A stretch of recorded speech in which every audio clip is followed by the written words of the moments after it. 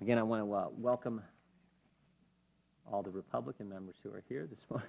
And great to have you as part of the committee, and we'll maybe introduce the rest of our team when they arrive. It's a busy day, as you all know, here on Capitol Hill. And I'm also pleased to have as our ranking member Mr. Kucinich, a good friend of mine from the great Buckeye State, who I've enjoyed working with on a number of issues over the past two Congresses. So great to have you, as well as the ranking member of the full committee has joined us today. Mr. Cummings, we appreciate your presence as well. I'll start with an opening statement, then we'll have time for Mr. Kucinich's opening statement and get right to our great panel. Unfortunately, as you can see, the two individuals we invited from the administration, former member of the administration, current member of the administration, have decided not to come. That we think that's unfortunate, and we'll talk about that a little bit later. 2 years ago, the President signed the single most expensive piece of legislation in American history, more expensive than the entire Vietnam War or all the Apollo missions.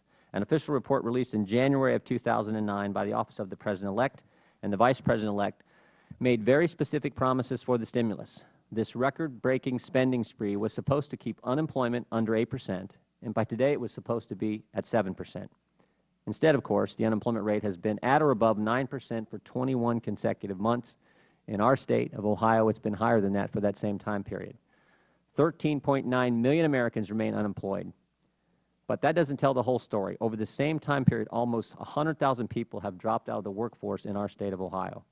We now know the disappointing truth. The stimulus failed. It failed to meet the administration's goals for job creation. It failed to meet the administration's goals for growth.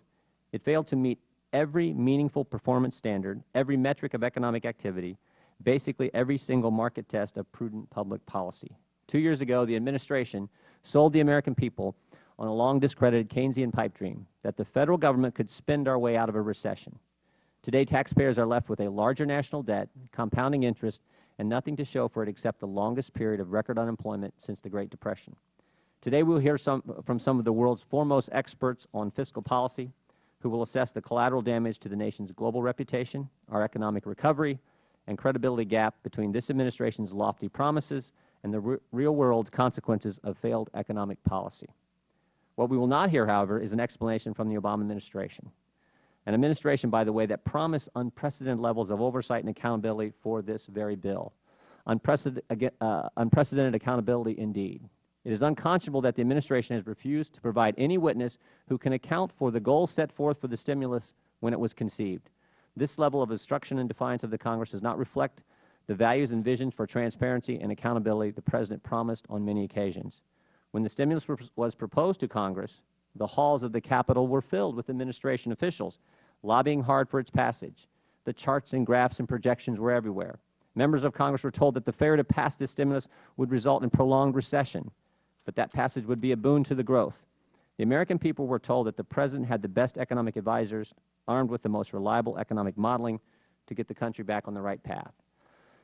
But now the White House refuses to answer for the failure of their experiment with the American people's money. We invited two of the architects of the economic rationale for the stimulus to testify here today, Dr. Christina Romer and Dr. Jared Bernstein.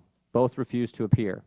We've given the administration the opportunity to discuss the stimulus in the context of the policy's original goals, metrics, and promises. Today, there are two empty chairs where Dr. Romer and Dr. Bernstein should be sitting. When an opportunity comes to explain the administration's position on the design and goals of the stimulus, no voice will be heard. The oversight of the stimulus is not about extracting a pound of flesh or scoring political points. This subcommittee, however, has a duty to the American people to seek to understand how the stimulus was conceived and why it failed, so that taxpayers are not subjected to this sort of economic misadventure again. The budget released by the President earlier this week reaffirmed the need for hearings like the one we are having today. The budget revealed that the administration is unwilling to answer the mandate put forth by the American people last November, that they want Washington to stop wasting their tax dollars. The budget shows that spending would be higher than it was in 2009 and 2010 when we were in the midst of the downturn. Federal spending this year will be $3.8 trillion and comprise an astonishing 25.3% of GDP and result in a deficit of $1.65 trillion, the highest since World War II. Call it an investment, call it whatever you want. Our economic position is extremely fragile, and we are in danger of losing the future.